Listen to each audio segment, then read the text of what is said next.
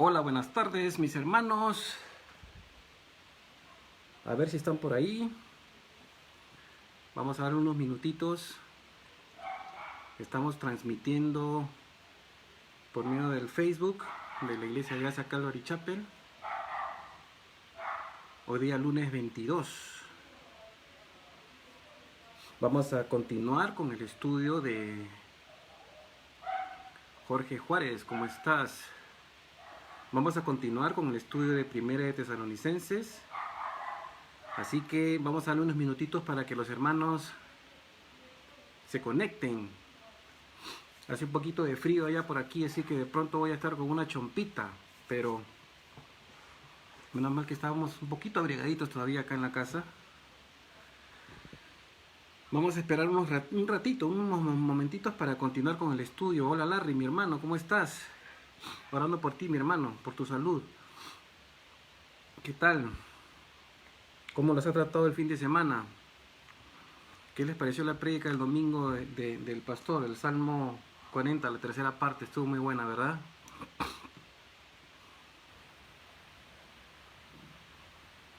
Tampa, Texas, wow, gloria a Dios. Pampa, leí Tampa, Pampa. ¿Qué tal? ¿Cómo estamos?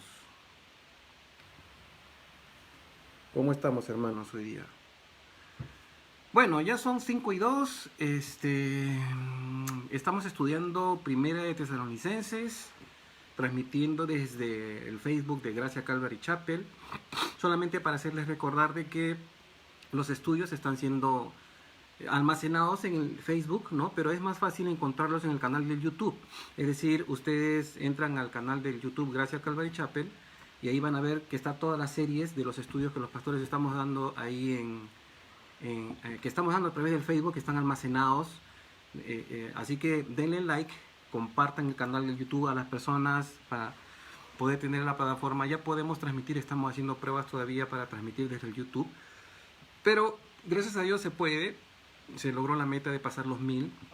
Así que dentro de pronto vamos a ver si podemos transmitir directamente desde el YouTube, porque consideramos que es una plataforma para encontrar los videos más rápido. El Facebook, cuando uno ve un video en Facebook y de pronto lo quiere ubicar, ya se fue muy abajo, porque como la gente siempre y los amigos publican, entonces se va hacia abajo y es muy difícil encontrar los videos.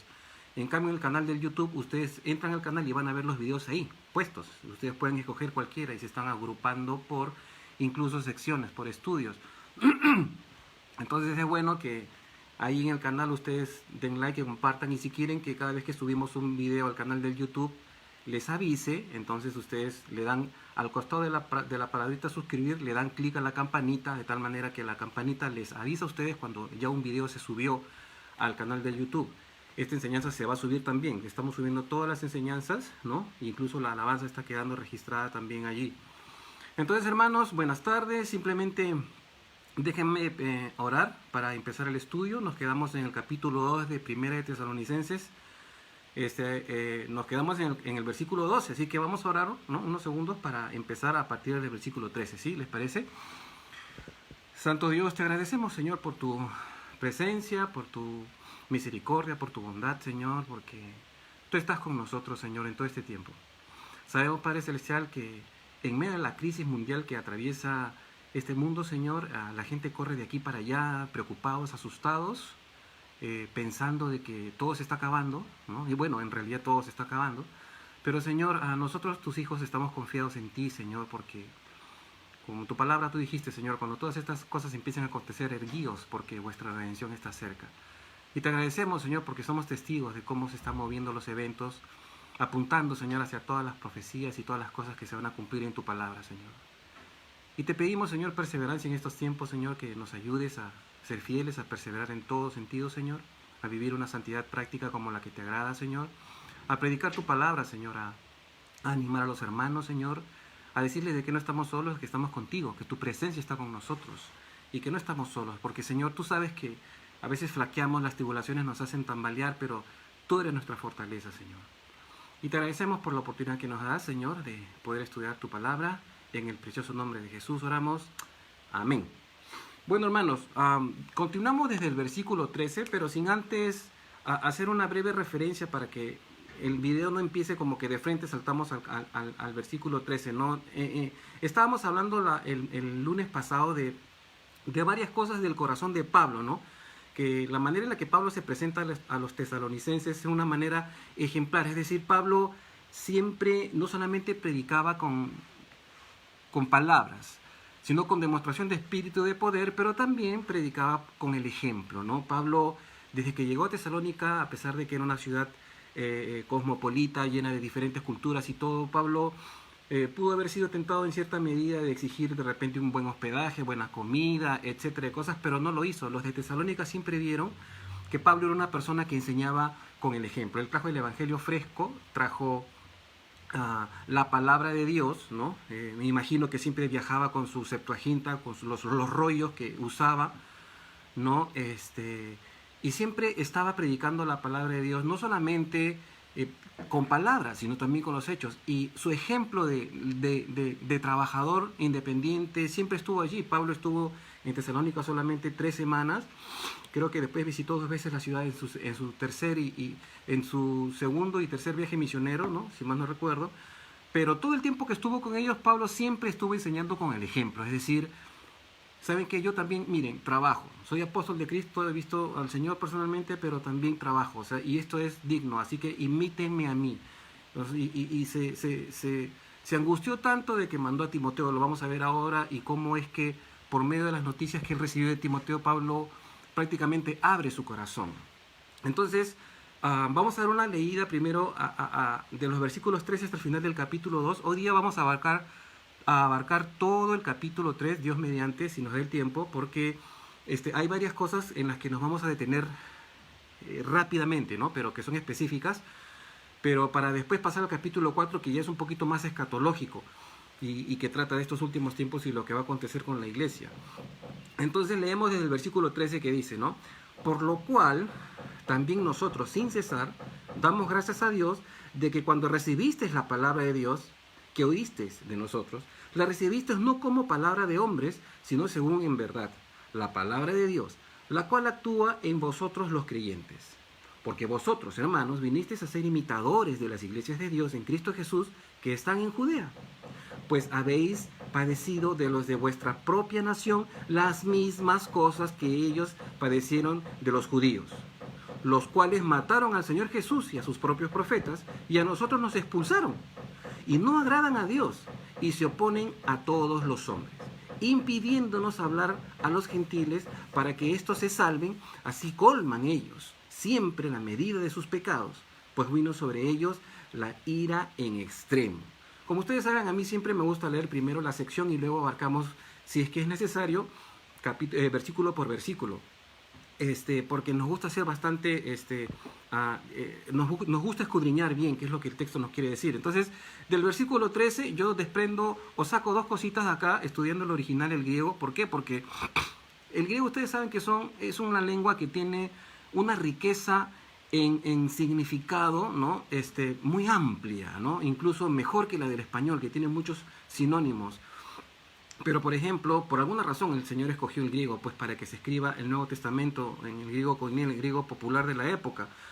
Y vamos a hacer acá un hincapié en esta palabrita. En realidad son 2 palabras, pero se traducen de la misma manera. Dice el versículo 13, por lo cual también vosotros, sin cesar, damos gracias a Dios de que cuando recibisteis, ¿ok?, la palabra de Dios que oísteis de nosotros, la recibisteis, ahí está la otra palabra que se traduce igual, pero viene de 2 raíces griegas distintas, ¿ya? No como palabra de hombres, sino según en verdad, la palabra de Dios, la cual actúa en vosotros los creyentes. Ok, entonces, Pablo usa ya 2 palabras acá para referirse a recibisteis, 2 palabras, por ejemplo, ¿no? La primera palabra es paralambano, ¿de acuerdo? Paralambano, que significa asociarse con uno mismo, ¿no?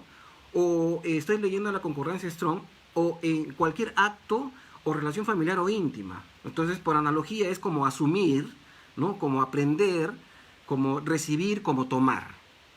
¿Ya? Esta es la palabra que Pablo usa para la primera que dice de cuando recibiste la palabra de Dios. ¿Ok? Y la segunda palabra es dejomai, que es otra palabra griega, con diferentes características y diferentes raíces. ¿De acuerdo? Pero aquí en el español también se dice recibisteis. Y esta palabra dejomai tiene una voz media, ¿no? Y tiene un verbo primitivo incluido que significa recibir, ¿no? Percibir, ¿no? Aceptar. ¿De acuerdo? Entonces, aquí en el español es muy simple leerlo, pero en el griego tiene una connotación un poco más profunda. Así que repito el versículo. Por lo cual también nosotros sin cesar damos gracias a Dios de que cuando recibisteis, o sea, paralambano, ahí, la palabra de Dios que oísteis de nosotros, la recibisteis, es decir, dejomai, la otra palabra, no como palabra de hombres, sino según en verdad. La palabra de Dios, la cual actúa en vosotros, los creyentes. Entonces, de aquí desprendemos esto, hermanos. Primero, una cosa es aprender la palabra y otra cosa es dejar que la palabra actúe en nosotros. Podemos tener un conocimiento teórico de la palabra y no tener el poder para ejecutar o creer ese conocimiento que estamos teniendo de la palabra. Y que la palabra produzca cambios en nosotros. Hay una diferencia grande en ese sentido, ¿de acuerdo? Muchos cristianos viven con el conocimiento de la palabra, abundante conocimiento de la palabra. Sobre todo los que están estudiando en seminarios, en universidades de teología, etc. Hay mucho conocimiento de la palabra, ¿ya? Pero no viven de acuerdo a la palabra. Entonces nosotros necesitamos el poder del Espíritu Santo para tener la transformación que la palabra nos puede dar. Pablo dice, cuando ustedes oyeron o recibieron de nosotros la palabra, la recibieron, ¿no? Como palabra de Dios. Vamos a poner los verbos aquí, o las palabras griegas. Cuando ustedes escucharon o tomaron la palabra que nosotros les dimos, ustedes aceptaron esa palabra. ¿Y por qué quiero hacer esta pequeña diferenciación? Porque, por ejemplo, en el siglo XIX, ¿no? Del siglo XVIII, la alta crítica, por ejemplo, ¿no? Bueno, es muy amplio el tema, pero la alta crítica fue una ciencia que se aplicó al estudio de la Biblia y quisieron, tratando de ayudarla, la desprestigiaron peor, ¿no? Y estos señores, Wellhausen y Bultmann,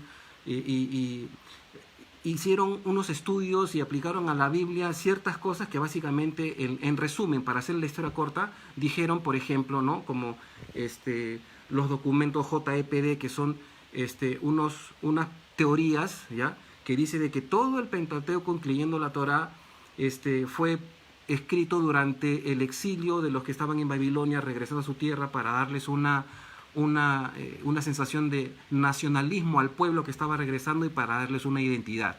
En conclusión, el Pentateuco nunca fue escrito por Moisés y simplemente son mitos y leyendas recopilados por autores anónimos que de alguna manera se convirtieron en el Pentateuco, y así pues los sacerdotes y los religiosos hicieron y formaron esto para que el pueblo tenga cierta identidad cultural y para que sepan los muchachos a dónde vienen. Entonces no es historia, y todo lo que leemos en el Pentateuco son mitos, ¿no? O sea, no existe el diluvio, tampoco existen los 10 mandamientos, ni la nube que se apareció con Moisés, y los nefilim, o sea, nada de eso, solamente es mitología. Entonces, esto lo propuso Wellhausen, Bultmann con su alta crítica, aplicando también, diciendo de que de repente el Jesús histórico no existió, que simplemente fue como una cuestión mezclada con gnosticismo, y que en realidad tenemos que tener una fe, pero lo importante es la fe, pero el Cristo histórico no es relevante. O sea, y estas personas de quienes hablo son cristianos, teólogos alemanes. O sea, estas personas reciben la palabra, pero no la toman, no la cogen, no la atesoran. Y así hay muchos, ¿de acuerdo? Que tienen la palabra en sus manos, pero la tienen para desvirtuarla, para desprestigiarla, para tratar de avergonzarla. Pero la buena noticia, hermanos, es que la Biblia ha soportado todos los escrutinios seculares, ¿de acuerdo? Ha soportado la alta crítica, ha soportado cualquier intento de desvirtuar incluso su historicidad. Además de eso, los arqueólogos que hacen excavaciones siempre usan la Biblia como mapa, porque la datación y los puntos geográficos que la Biblia menciona son tan precisos, ¿de acuerdo? Que incluso los arqueólogos usan la Biblia para descubrir o para saber dónde excavar para encontrar los hallazgos. Entonces, esto es como un paréntesis. ¿Por qué? Porque una cosa es, como dice Pablo, ¿no? Los de Tesalónica escucharon la palabra, pero después la aceptaron, la recibieron. Y el versículo 13 usa recibiste en los dos casos, pero las dos palabras griegas originales son distintas. Entonces, en ese sentido es que quiero hacer esta observación. Nosotros como cristianos tenemos que no solamente recibir la palabra en teoría, sino aceptarla. ¿De acuerdo? Nosotros somos de los cristianos que creemos que el mundo fue hecho en 6 días. No somos evolucionistas teístas que creemos que cada día son miles de millones de años. ¿De acuerdo? O sea, la humanidad no tiene más de 6.000 años. Y eso es lo que nosotros creemos. ¿Y por qué? Porque nos basamos en el estudio del texto. ¿De acuerdo? Entonces, esto es lo que Pablo está diciendo, ¿no? Ustedes, los de Tesalónica, recibieron la palabra, pero también la aceptaron. De tal manera que esa palabra que ellos aceptaron efectuó cambios en ellos. Por eso que se vio que la conversión fue casi inmediata, rápida. La iglesia se multiplicó y Pablo estaba un poco entusiasmado con eso, ¿no? Versículo 14 dice: porque vosotros, hermanos, viniste a ser imitadores de las iglesias de Dios en Cristo Jesús que están en Judea, pues habéis padecido de vuestra propia nación las mismas cosas que ellas padecieron de los judíos, los cuales mataron a Jesús el Señor y a sus propios profetas, y a nosotros nos han expulsado, y no agradan a Dios y se oponen a todos los hombres. Es decir, no quieren que hables con nadie de nada, sobre todo de Jesús o de religión, impidiéndonos, versículo 16, hablar a los gentiles para que estos se salven. Y así ellos colman, ¿no?, a la medida de sus pecados, pues vino sobre ellos la ira en extremo. Entonces Pablo les indica que la marca de su verdadera conversión al evangelio de los de Tesalónica es primero la persecución, ¿sí? La iglesia empezó a ser perseguida. Recuerden que Pablo y Silas huyeron de noche de Tesalónica por todo el laberinto que se levantó en la ciudad. Los tuvieron que sacar a escondidas y se fueron a Berea. Y entonces, en todo este tumulto, la iglesia permaneció. Ellos recibieron la palabra y la atesoraron. Entonces, pero eran perseguidos. ¿Por qué? Porque como era una ciudad muy cosmopolita, era una nueva doctrina, una nueva religión, un nuevo rey, un Dios, un Jesús, una encarnación, una resurrección de muertos, una vida después de la muerte, un Cristo que está por regresar después de la muerte. Todo ese conjunto de ideas estaban plasmadas ahí en la iglesia de Tesalónica, era nuevo, eran perseguidos. Entonces, una de las marcas era primero la persecución, ¿no? La iglesia de Judea también sufrió persecución. Ustedes se acuerdan después del martirio de Esteban. Otra segunda marca es el costo que puede ser alto de ser cristiano. ¿Por qué? Porque Pablo dice incluso que ellos fueron expulsados de los de su propia nación. Entonces, muchas veces vamos a experimentar el rechazo, hermanos, porque somos cristianos. Por la sencilla razón de que crees en Cristo, vas a ser rechazado de diferentes círculos sociales. Así que no te extrañes, ¿de acuerdo? Por eso que el Señor tiene a su cuerpo, a su iglesia unida, porque nosotros nos consolamos entre nosotros. Yo he trabajado secularmente toda mi vida y de pronto sí he visto cuando ellos, o sea, la gente que no cree en el Señor, me excluían, ¿de acuerdo? Ustedes saben, yo soy músico y siempre a veces tocaba secularmente, cuando trabajaba secularmente en orquestas y a veces tenía que ponerme mi terno para tocar y siempre me molestaban. ¿A dónde te vas? ¿Te vas a predicar? Ja, ja, ja, y se burlaban de mí.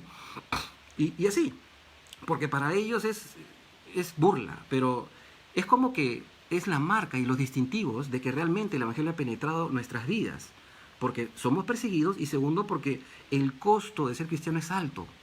Jesús no nos ha prometido a nosotros una vida de un jardín de rosas o una vida de colores de arcoíris.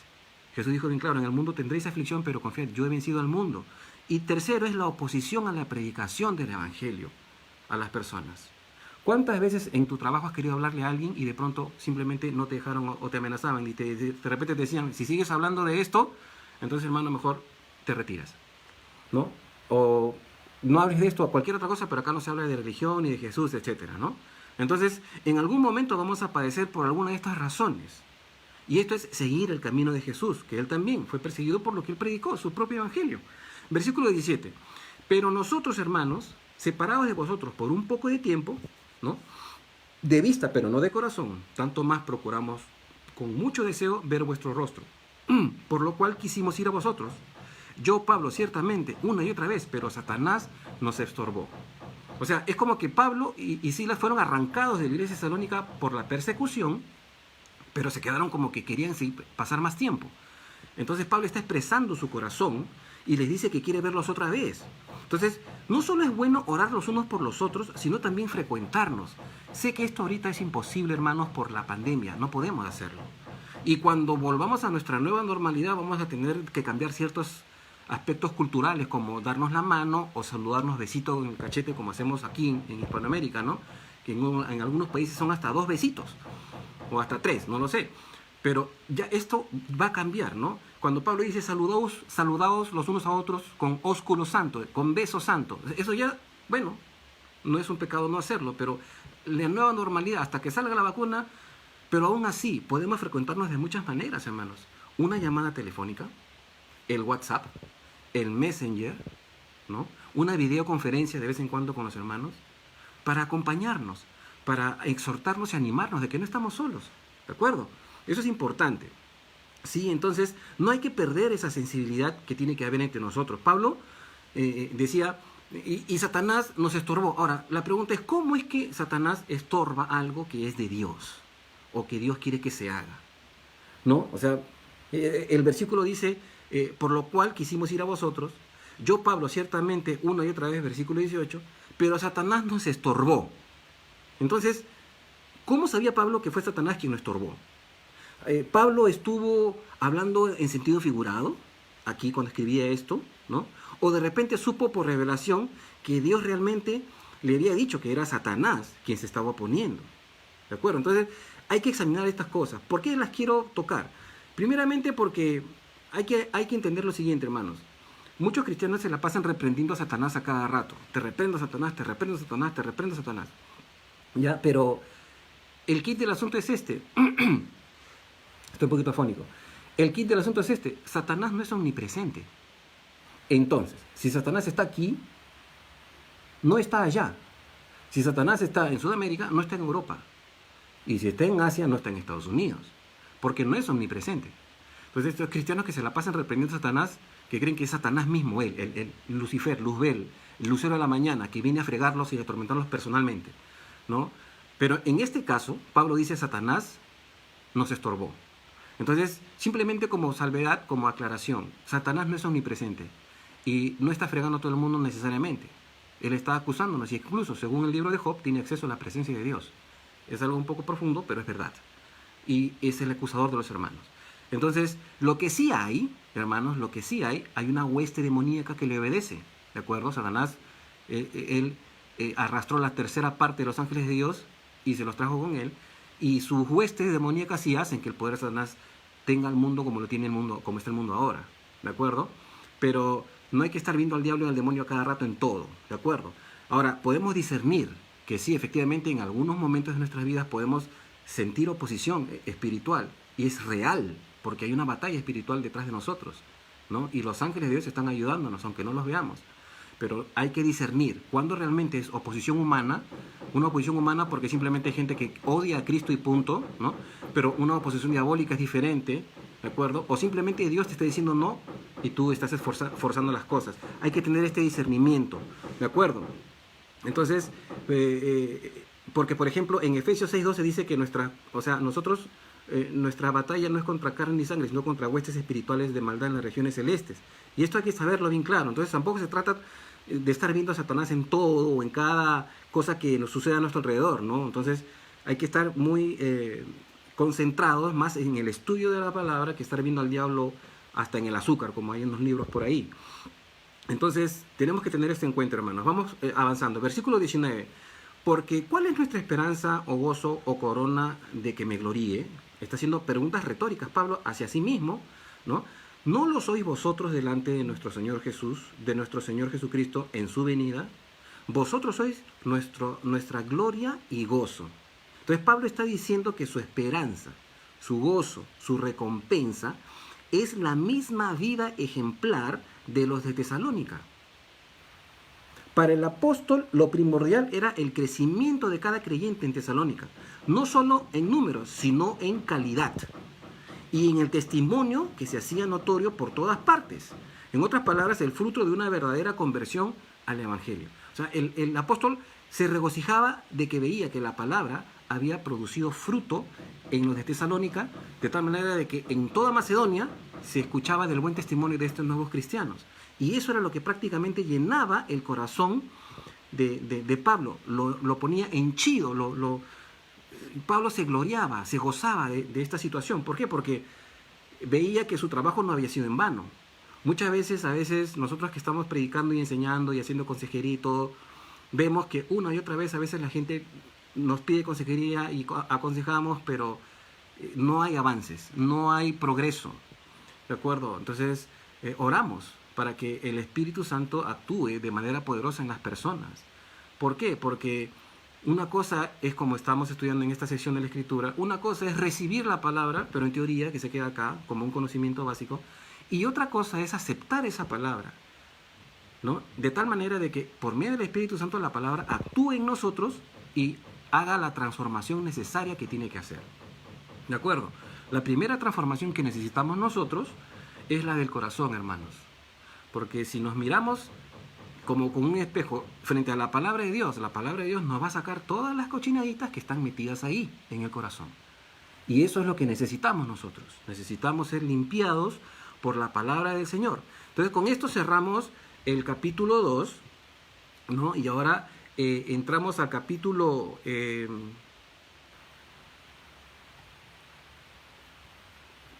al capítulo 3, ¿de acuerdo?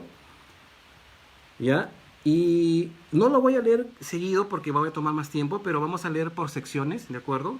Y vamos a hacer el estudio. En el capítulo 3, ¿ya? Pablo empieza con el versículo 1 diciendo lo siguiente: por lo cual, no pudiendo soportarlo más, acordamos quedarnos solos en Atenas.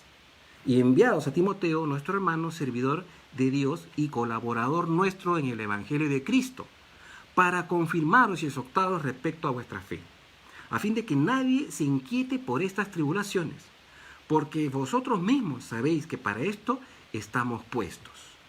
Pablo dice, no soportándolo más. Póngase a pensar en el corazón del apóstol.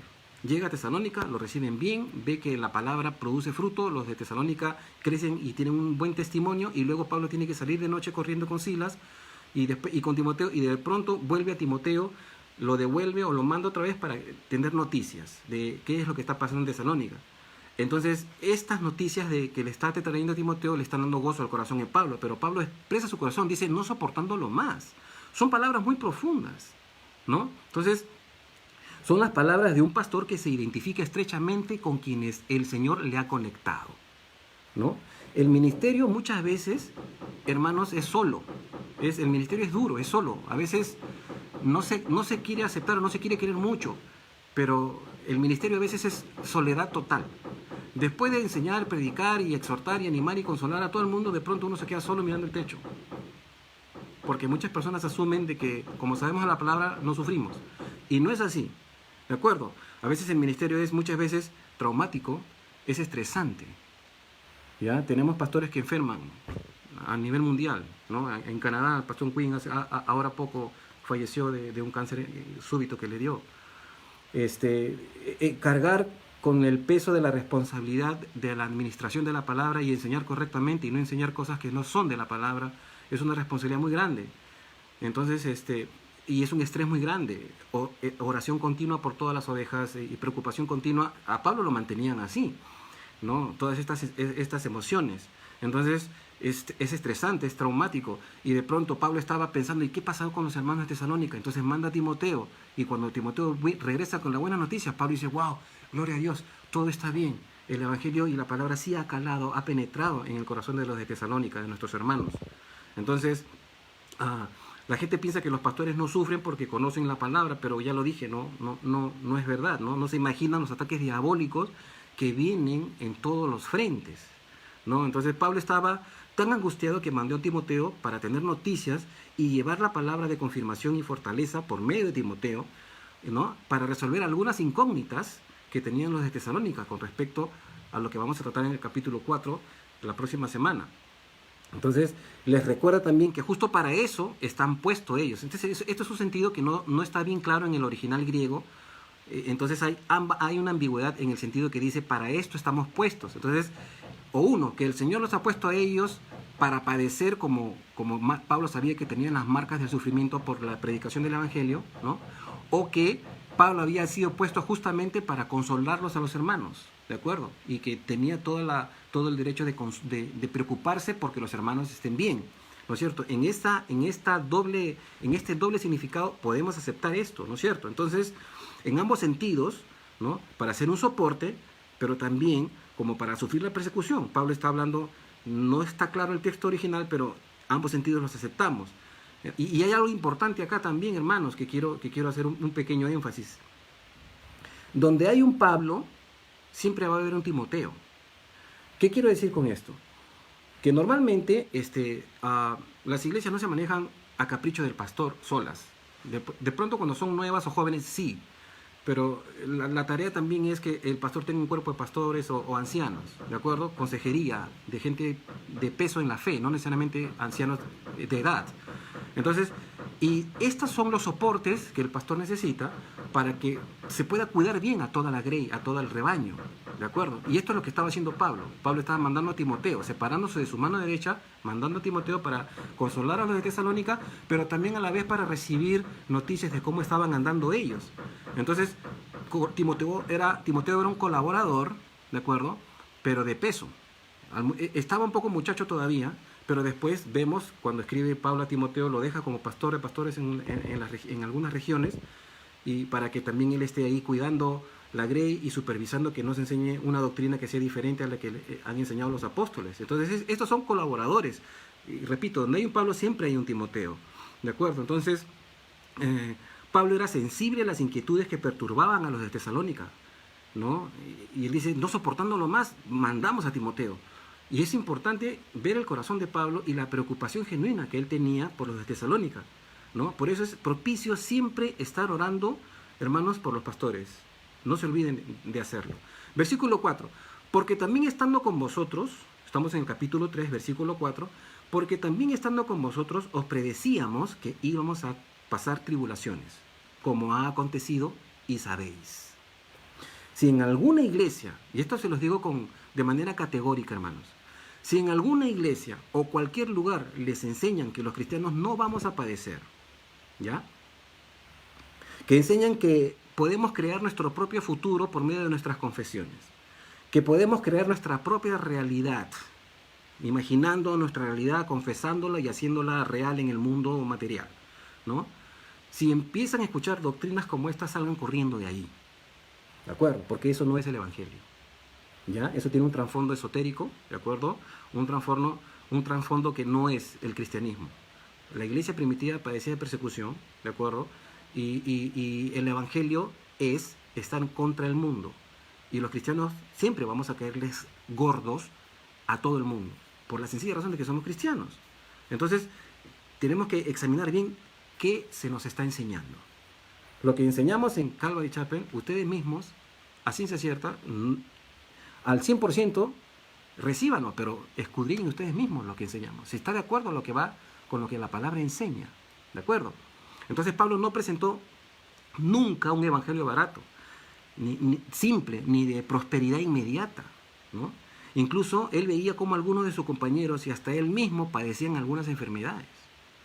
Posteriormente a Timoteo le escribe, Timoteo, ya no tomes agua, sino toma vino a causa de tus frecuentes enfermedades. ¿No? ¿De qué padecía Timoteo? No lo sabemos. De repente el agua contaminada pues se paraba, pues no sé, con diarreas o con qué sería. Pero hay gente incluso que de la confesión positiva, no sé, que dicen que de repente al mismo apóstol Pablo le faltó fe para ser sanado. Y ya entran en especulaciones tontas, en realidad, ¿no? Pablo dice que tenía un aguijón de la carne que le pidió al Señor 3 veces y el Señor dijo, no, bástate mi gracia, porque mi poder se perfecciona en tu debilidad. Y es así como Dios sujeta a todos en desobediencia para tener de todos misericordia, dice el Romano. Pero hay que tener esto claro, ¿ya? Porque a veces demandamos, ¿no?, que como somos cristianos tenemos todo el derecho de tener toda la felicidad del mundo y toda la prosperidad del mundo, cuando no es así, ¿sí? No es así. Lo que tenemos, lo tenemos por la gracia de Dios, y lo que somos, somos por la gracia de Dios, ¿de acuerdo? Entonces, no siempre todo sale bien. Dios permite que la oposición fortalezca nuestro corazón. Y los de Tesalónica, ni bien recibieron el Evangelio, fueron perseguidos de los de su misma nación. No solamente ahí en Tesalónica, porque ya dijimos, Tesalónica era una ciudad cosmopolita, habían judíos que perseguían a la doctrina cristiana y no dejaban a Pablo incluso hablar a nadie. Y eso es pesado, ¿no? Versículo 5. Por lo cual también yo, no pudiendo soportar más, acá otra vez está diciendo su corazón, ¿no? Envié para informarme de vuestra fe, no sea que os hubiese tentado el tentador y que nuestro trabajo resultase en vano. Imagínese Pablo, ¿no? No pudiendo soportarlo más, envié, ¿no?, para informarme de vuestra fe. ¿A quién envió? A Timoteo. Entonces los de Tesalónica dieron fruto inmediato, pero para Pablo eso no era una garantía de perseverancia. Hay gente que recibe al Señor y tiene un cambio radical que dura 3 semanas, ¿ya? Y de pronto pasan meses y se enfría esta persona que recibió al Señor. Y pasa medio año y entonces vuelve a sus antiguas andadas, entre comillas. Y vemos que no hay fruto perdurable o persistencia, ¿no?, en la creencia de la palabra de Dios y en el estudio de la palabra de Dios. Entonces Pablo no se deja impresionar porque los de Tesalónica se convirtieron rápido y crecieron rápido y aceptaron la palabra rápido, sino que Pablo estaba queriendo seguir ministrándoles de tal manera que quería sentir en su corazón la tranquilidad de que ellos estaban andando bien. Por eso mandó a Timoteo. Entonces, para Pablo no era, oh, wow, ya, se convirtieron en punto, me lavo las manos, me voy y ya, lo dejamos solos. No, él tenía preocupación genuina. Entonces, Pablo quería cerciorarse de que el crecimiento en los de Tesalónica era sostenido, estaba sostenido, ¿no? Y que el Espíritu Santo se manifestaba en ellos. Por eso que él escribe, ya lo hemos leído, la palabra que actúa en vosotros, dice Pablo. Entonces siempre va a haber oposición y el enemigo la va a usar, ¿de acuerdo? Pero una supervisión constante siempre es útil, ¿ya? Tenemos que estar animándonos siempre, hermanos. O sea, una supervisión desde el punto de vista pastoral siempre es útil, ¿ya? Entonces, no es ser controlador, sino ser paternal. No es ser autoritario. Pablo no era autoritario ni controlador, era dócil, ¿de acuerdo? O sea, no es ser autoritario, sino ser dócil, pero precavido también. Entonces, tenemos que asumir que la gente debe mantenerse cerca del Señor y no dependiente de los pastores. Hay muchos pastores que crean una dependencia entre las ovejas y ellos, de tal manera de que las ovejas no toman decisiones si ellos no las autorizan o si ellos no... Pastores que dicen con quién te vas a casar y cosas por el estilo, ¿no? Y que están metidos en tu vida, ¿no? Hasta en tu matrimonio. La esposa que le dice al marido, no, pero el pastor dijo tal cosa, y entonces el marido ya no es cabeza de matrimonio, sino el pastor. Y todos estos desórdenes por la falta de enfoque, por la falta del mínimo criterio, ¿de acuerdo?, de cómo es que percibimos el liderazgo en la iglesia. Pablo, cuando se preocupaba por las iglesias, no era impositivo. Él siempre decía, ustedes dicen que yo en las cartas soy duro, pero en presencia soy débil. Y no era así, sino que a veces era necesario que Pablo escribiera como escribía, ¿de acuerdo? Y esto es lo que tenemos que aprender en ese sentido, ¿no es cierto? Entonces, continuamos. El versículo 6 dice, pero cuando Timoteo volvió de vosotros a nosotros y nos dio buenas noticias de vuestra fe y amor, y que siempre nos recordáis con cariño, deseando vernos, como también nosotros a vosotros, por ello, hermanos, en medio de toda nuestra necesidad y aflicción, eso es lo que estaban pasando en ese momento, fuimos consolados de vosotros por medio de vuestra fe. Porque ahora vivimos, si vosotros estáis firmes en el Señor. Imagínense el corazón de Pablo, orando constantemente por los de Tesalónica, ¿no? Y preocupado por ellos, de tal manera que ni siquiera podía dormir. Y no soportando más, Timoteo, te vas, te regresas y quiero que lleves estas palabras de consolación, lleve esta carta, ¿no? Y etcétera. Y eso es lo bueno, ¿no? Una preocupación genuina. Entonces, al regreso de Timoteo, Pablo puede respirar tranquilo y con gozo. ¿Por qué? Porque no solamente estaban firmes, sino que recordaban las enseñanzas de Pablo e incluso lo extrañaban a Pablo también. Y esto es una relación que solamente la puede producir el Espíritu Santo. Entonces, para un pastor, ¿ya?, uno que realmente comprende el llamado al pastorado, ¿ya?, la gratificación personal es ver cómo la gente crece cómo la gente, las ovejas maduran, cómo las ovejas se comprometen en la obra del Señor. ¿Ya? Los pastores no son gerentes de la iglesia, ¿de acuerdo? No manejan el negocio de la predicación, no es así. ¿Ya? Los pastores son como tutores y cuidadores, básicamente, porque hay un pastor que se llama Jesús de Nazaret, por medio del Espíritu Santo. Todos nosotros tenemos al Espíritu Santo dentro de nosotros, y Él es nuestro pastor, directo, ¿de acuerdo? Pero los pastores locales son tutores y cuidadores, obvio, con la autoridad de parte de Dios y el reconocimiento del ministerio. Es decir, se hace evidente que una persona que tiene llamado al pastorado, obviamente tiene el don, ¿de acuerdo? El llamado al ministerio, porque muchos quieren y no lo tienen, y viceversa. Y la idea es no forzar, la idea simplemente es que el Espíritu Santo haga la obra, ¿no? que siempre hace en las iglesias locales. Para este detalle, permítame referir Efesios 4, versículo 11, rapidito lo refiero, dice, y Él mismo constituyó a unos apóstoles, a otros profetas, a otros evangelistas, a otros pastores y maestros. Acá vamos a hacer una pequeña aclaración. No estamos estudiando en la epístola de los Efesios, pero cabe aquí ahorita, consideré que es necesario mencionarlo. Muchos enseñan sobre los 5 ministerios, ¿no? Pero en realidad, ¿ya? No hay 5 ministerios, ¿de acuerdo? O sea, no contempla la Escritura estos 5 ministerios que se enseñan regularmente en algunas denominaciones o en algunas iglesias. ¿Ya? ¿Por qué? Les digo lo siguiente. Cuando dice pastores y maestros, la palabra "y" es una partícula griega. Se lee "kai" en el griego, ¿de acuerdo? Y esta partícula tiene 2 acepciones. La primera acepción es que es copulativa, es decir, que une al sujeto con el atributo, ¿ya? Y la segunda acepción es cumulativa, es decir, que procede por acumulación o resulta de ella. Es decir, no quiero que parezca una clase de lengua, pero en realidad cuando dice pastores y maestros, se refiere a la misma persona. No dice pastores y otros maestros. No dice eso, dice pastores y maestros. Así que la Escritura enseña que básicamente los que son pastores también son maestros. ¿De acuerdo? Entonces, esto lo digo simplemente porque aquí en Efesios 4:11 no hay 5 ministerios como algunos enseñan. Hay apóstoles que ya, dicho sea de paso, solamente fueron 13, ¿no? Eligieron a Matías el 12º, pero después Dios dijo, no, yo quiero a Pablo, y Pablo fue considerado apóstol. Los profetas, que ahorita vamos a hacer una pequeña reflexión al respecto, a otros evangelistas, a otros pastores y maestros. ¿De acuerdo?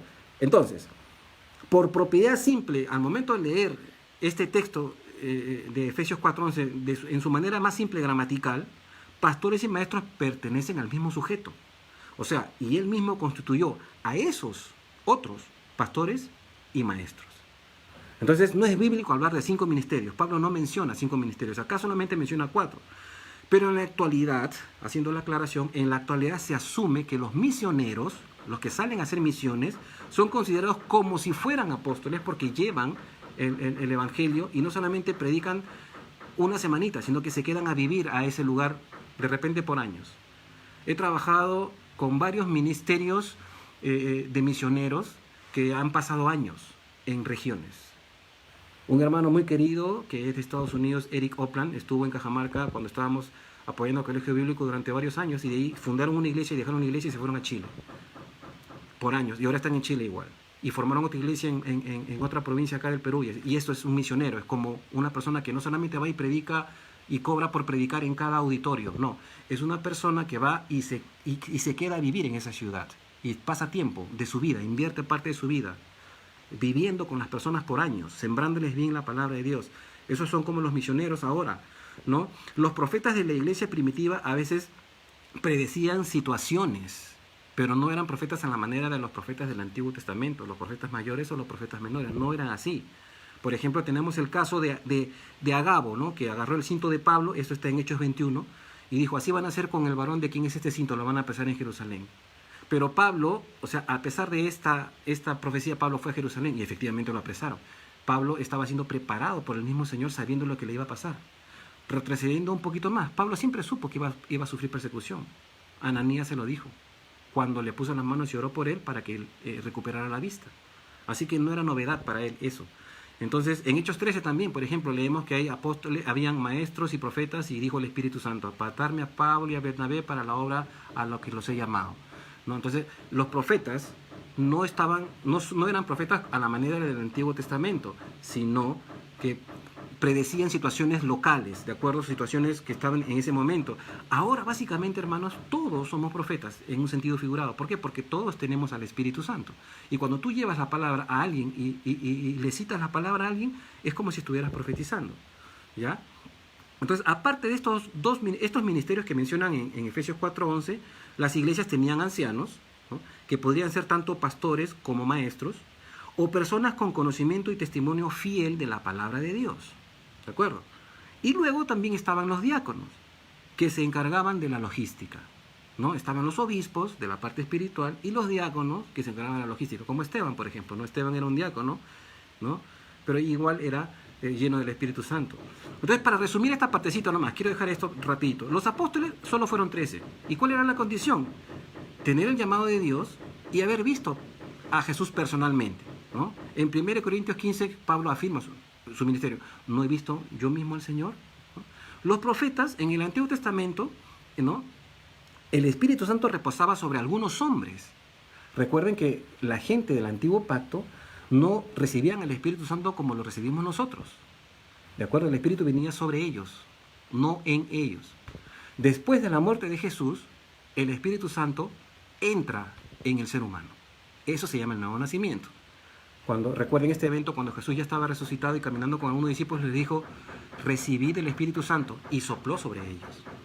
Es bien diferente. Entonces, por eso que los profetas del Antiguo Testamento tenían una relación distinta con el Espíritu Santo. El Espíritu Santo venía sobre ellos. Ahora nosotros tenemos el Espíritu en ellos. Y Jesús lo dijo: el Espíritu que el mundo no puede ver porque no le ve ni lo conoce, pero está con vosotros y luego estará dentro de vosotros, ¿no es cierto? Entonces, no confundir, por ejemplo, esto de los profetas con el don de profecía. En Calvary Chapel creemos que los dones están vigentes en la actualidad. La profecía, hay dones de profecía, ¿no? Hay gente que, los dones de revelación, palabra de ciencia, palabra de sabiduría y discernimiento de espíritus, que operan y siempre están operando. A veces no nos damos cuenta, pero están operando. Son características del Espíritu Santo, el poder de Dios. Ahora, están los evangelistas, ¿no es cierto? ¿Qué es un evangelista? Es básicamente un predicador de las buenas nuevas, lo que siempre están compartiendo el evangelio básico, la conversión, el arrepentimiento y nada más, ¿no? No enseñan teología, predican la salvación o la condenación. Estos son los evangelistas. Y luego están los pastores y maestros, los que cuidan al rebaño, asisten a las iglesias, asisten a las ovejas directamente, conviven con ellas, enseñan doctrina, administran los asuntos de la iglesia local. Esto lo quise poner en esta sección como aclaración para explicar el corazón y la preocupación de Pablo, ¿no? ¿Por qué? Porque a veces hay personas que tienen llamados múltiples. Muchos hermanos tienen diferentes dones y a veces varios llamados a la vez. Dios tenga piedad de ellos, porque a veces uno tiene llamado al pastorado, pero también a ser misionero, ¿no? Y diferentes dones que evidencian los ministerios. Y Pablo era apóstol de Jesucristo, era misionero, pero también tenía un corazón de pastor y una preocupación por la feligresía, por la gente que estaba en Tesalónica. Y esto es importante notarlo. ¿De acuerdo? Vamos a continuar. ¿Ya? En nuestras iglesias la autoridad máxima, ¿ya?, es el pastor, que tiene un cuerpo pastoral, básicamente, y además puede haber ancianos que no necesariamente son viejos. Y también están los diáconos, que pueden ser hombres y mujeres. No respaldamos el pastorado femenino, porque la Biblia lo dice, ¿de acuerdo? ¿No? Pablo no lo enseña, y en la iglesia primitiva no hay evidencia de pastoras mujeres, ¿de acuerdo?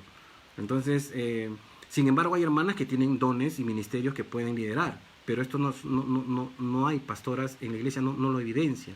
Avanzamos rapidito. Por lo cual, versículo 9, por lo cual, ¿qué acción de gracia podremos dar a Dios por vosotros, por todo el gozo con que nos gozamos a causa de vosotros delante de nuestro Dios? Orando de noche y de día con gran insistencia, para que veamos vuestro rostro y completemos lo que falta a vuestra fe. Está haciendo preguntas Pablo como diciendo, ¿qué más podemos hacer por ustedes? Entonces Pablo está gozoso, está henchido, está rebosante del gozo por las noticias que trajo Timoteo, al punto de orar insistentemente. Esto es interesante, ¿no? Él vio el testimonio y Pablo no perdía el tiempo pensando. Pasaba el tiempo orando. ¿De acuerdo? Entonces, ¿por qué? Porque quería estar junto otra vez con ellos. Entonces, en cada visita, ¿no?, que Pablo hacía, siempre se preocupaba por las personas que él dejaba atrás. ¿De acuerdo? Versículo 11. Mas el mismo Dios, ¿no?, con esto ya estamos terminando. Mas el mismo Dios y Padre nuestro y nuestro Señor Jesucristo dirija nuestro camino a vosotros. Y el Señor os haga crecer y abundar en amor unos para con otros y para con todos, como también lo hacemos nosotros para con vosotros. Entonces, aquí parece raro que Pablo encomiende el regreso a Tesalónica y el visitar de nuevo a los creyentes de Tesalónica a Dios. No era fácil simplemente agarrar y tomar el bus o la carreta o el avión, bueno, no existían aviones en esa época, pero y regresar a Tesalónica. Recuerden que Pablo había salido de noche corriendo con Silas y tal vez con Timoteo, y entonces él dice, sin embargo, queremos que el mismo Dios dirija nuestros pasos a ustedes. Y esto demuestra la dependencia de la dirección que Pablo tenía al Espíritu Santo. Pablo no se movía porque sí, por lógica o por impulso. Siempre estaba encomendando sus pasos a la guianza del Espíritu Santo. Recuerden que Pablo tuvo en visión que un varón macedónico le decía, ven y ayúdanos. Por eso tuvo la certeza de ir a Tesalónica, ¿de acuerdo? Una ciudad que estaba al sur de Macedonia. Entonces, esto se debe a la fuerte oposición que sufrieron por los judíos que los persiguieron hasta Berea. Entonces puede ser que a veces en la oposición veamos cómo se mueve Dios y nos abre camino. Y a veces la oposición se tiene que dar para que nosotros podamos ver el poder de Dios. Si no hay oposición, no podemos ver la solución que Dios ofrece. Si no hay oposición, no podemos ver el poder de Dios manifestándose. A veces queremos evitar la oposición o el rechazo, pero a veces es necesario para ver cómo Dios actúa. Y en esta oposición Dios nos muestra su manera de actuar. Entonces, cuando hay oposición, ¿no?, como la que sufría Pablo, lo mejor es orar y esperar que Dios guíe todo asunto. No apresurarse. ¿Por qué? Porque nosotros los cristianos tenemos la bendición de emprender cualquier cosa que querramos, y el Señor nos lo prometió en Josué, ¿no? Yo estaré contigo donde quiera que vayas. Consérvate fiel en mi palabra, ¿no? Guarda mi palabra, atesórala, y yo estaré contigo donde quiera que vayas. Y todo lugar que pisa la planta de tu pie será tuyo. ¿No? Entonces eso no significa que tienes que ir poniéndole las manos a las cosas y confesando que van a ser tuyas, ¿no? No es eso, ¿no? Se refiere a que tienes la espontaneidad de repente moverte en libertad como cristiano, ¿de acuerdo? Y hacer varias cosas que de repente Dios no te está ordenando, pero que te puede bendecir. Pero es bien diferente cuando tú estás en alguna situación en donde Dios sí está requiriendo que seas puntual, que seas específico, que Dios te esté diciendo, quiero que hagas A, B y C. Hay momentos así en la vida, y hay momentos en donde no, en donde Dios te dice, bueno, lo que desees, ¿no? Hay que discernir esto para tener esta frescura de que Dios es un Dios amante y bueno, y también Él quiere que nosotros seamos espontáneos, ¿no? Que podamos hacer las cosas espontáneamente. Versículo 13 dice, para que sean afirmados vuestros corazones irreprensibles en santidad delante de nuestro Dios Padre, en la venida de nuestro Señor Jesucristo con todos sus santos. Acá ya están dejando entrever de qué va a hablar en el capítulo 4. Entonces hay tres asuntos importantes aquí. Primero, la afirmación del corazón en medio de la tribulación. Es decir, la tribulación afirma nuestro corazón. No le tengamos miedo. Más bien, en medio de la tribulación, oremos por fortaleza. Estudiemos la palabra. Pasemos tiempo en oración. ¿De acuerdo? La tribulación puede hacer muchas veces tambalear la fe, ¿no? Y puede hacer que nos apartemos de Dios, pero eso lo decidimos nosotros. Nosotros somos quienes decidimos eso. 2. La irreprensible vida en santidad, ¿no? Una vida de santidad práctica y habitual. ¿Por qué digo habitual? Porque a veces somos santos en algunas partes y no somos santos en otras partes. Somos santos en algunas circunstancias y no somos santos en otras circunstancias. Entonces tenemos que vivir una santidad práctica habitual, constante, ¿no? Decisiva. Yo tengo que decidir ser santo. No puedo andar románticamente viviendo mi cristianismo pensando que no soy santo, pensando que soy santo, perdón, cuando en realidad no vivo en santidad. ¿no? Entonces, que en lo posible no haya nada de que nos acusen. Eso es ser irreprensible. Y Dios sabe si realmente vivimos en santidad. Dios lo sabe, ¿no? Tarde o temprano, el Señor siempre disciplina a sus hijos cuando no estamos andando bien. Y por último, la expectativa del retorno de Jesús. Dice la última parte del texto, dice, ¿no? En la venida de nuestro Señor Jesucristo con todos sus santos. Acá está revelando algo muy importante Pablo. Jesús está retornando con sus santos. ¿Qué santos son estos? ¿A quiénes se refiere cuando dice con todos sus santos? Los voy a dejar como incógnita porque en el capítulo 4 lo vamos a desarrollar. ¿De acuerdo? Entonces, para terminar, ¿no? Lo que hace Pablo acá, hace una breve referencia de que Jesús va a regresar no solo, sino con sus santos, como ya dije, ¿no? Y con esto les está diciendo a los de Tesalónica que los que han partido, ¿no? Los que han muerto, aunque él va después a emplear una palabra bien significativa, dice, no quiero que ignoréis acerca de los que duermen, no dice de los que han muerto, dice de los que duermen. Interesante, ¿no? Con esto les está diciendo a los de Tesalónica que los que han partido, ¿no? Están en un lugar con Cristo y que cuando Jesús retorne, ellos también van a regresar a la vida física. Interesante. Con cuerpos glorificados, inmortales, incorruptibles. Y esto es lo que enseña básicamente la doctrina bíblica. La transformación del cuerpo en un abrir y cerrar de ojos a la trompeta final. Porque sonará la trompeta y nosotros no precederemos a los que durmieron, sino que seremos arrebatados. Y se habla en 1 Corintios también de una transformación. De que esto, dice Pablo, esto corruptible es necesario que se vista de incorruptibilidad. En donde ya el dolor, el sufrimiento, el pecado no va a tener oportunidad de protagonizar. Una naturaleza totalmente distinta. Jesús lo evidenció cuando resucitó, con el mismo cuerpo, ¿de acuerdo? Y las cosas que hacía después de resucitado. Es interesante, hermanos, los quiero dejar con esto, nos ha ganado el tiempo. La próxima semana estamos continuando el Primera de Tesalonicenses con el capítulo 4. Ya se va a poner interesante porque hay elementos escatológicos allí y en estos tiempos están bienvenidos para que los comentemos, ¿no? Y algunas de estas cosas. No se olviden de estar orando por las necesidades de nuestra iglesia, siempre están allí. Ahora que no sabemos cómo está el asunto de que si ya la cuarentena sí o no, como dijo el pastor el domingo pasado, ¿no? De pronto el noticiero te perturba, entonces no lo veas, simplemente, ¿no? Consérvate en la cobertura del amor de Cristo. O sea, hay mucho susto, mucho miedo en la calle, pero nosotros confiamos en el Señor y tenemos que estar fortalecidos con poder para que el Señor pueda obrar. Permíteme orar, hermanos, para terminar y luego ya en la próxima semana continuamos. No se olviden, mañana miércoles, la oración con el pastor Fernando, mañana martes Apocalipsis con el pastor Fernando, el miércoles la oración, el jueves con el pastor Lucho, que continúa 1 Samuel 5, si más no recuerdo, ¿no? Y bueno, y el domingo la alabanza y la enseñanza del pastor. Oramos, hermanos. Santo Dios, te agradecemos por este tiempo, Señor. Gracias porque nos hablas por medio de tu palabra, Señor. Podemos ver que a través del corazón de Pablo, Señor, podemos ver la intención de un verdadero pastor, de una persona que siente el llamado al ministerio y que tiene una preocupación genuina por las ovejas, y no solamente una sola vez, sino constante, y que mantiene un corazón, Señor, de intercesión constante por las ovejas, Señor.